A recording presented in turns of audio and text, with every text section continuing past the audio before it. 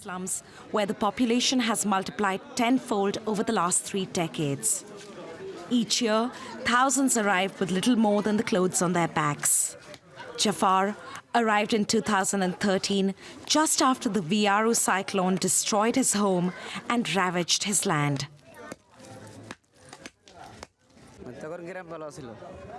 I like my life in the village. I never imagined moving here. But then the hurricane came and I lost my home and work. I had no choice. It took JAFFAR a year before he could save enough money to bring his family here. Now he rents this tiny room in the slum. In this corner we keep our things, clothes and my tools, and that's where we sleep.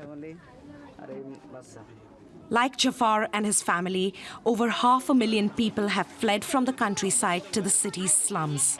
They are the country's global warming refugees. My village is beautiful, but everyone is leaving slowly. I even met a few friends from home in the city, but life is much tougher here.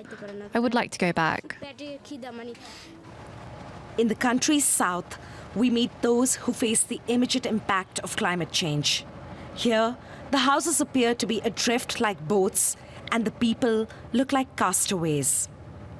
They have always faced the wrath of nature, but the frequency of cyclones has risen.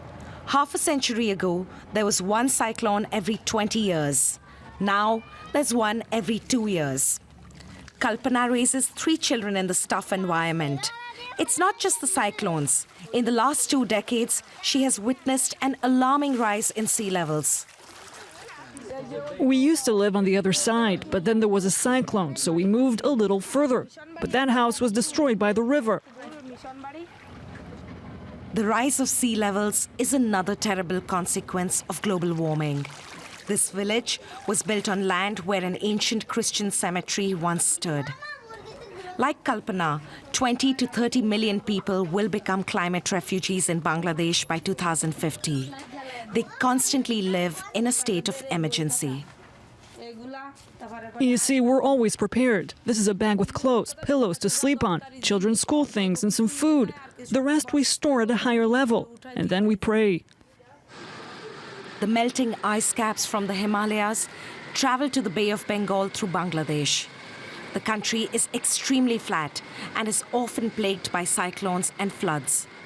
It has been declared the country that's most at risk from climate change, just ahead of India and Madagascar.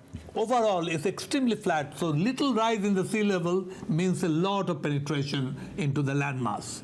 And this line is the 1 meter sea level rise line, so everything under that will be inundated by salt water.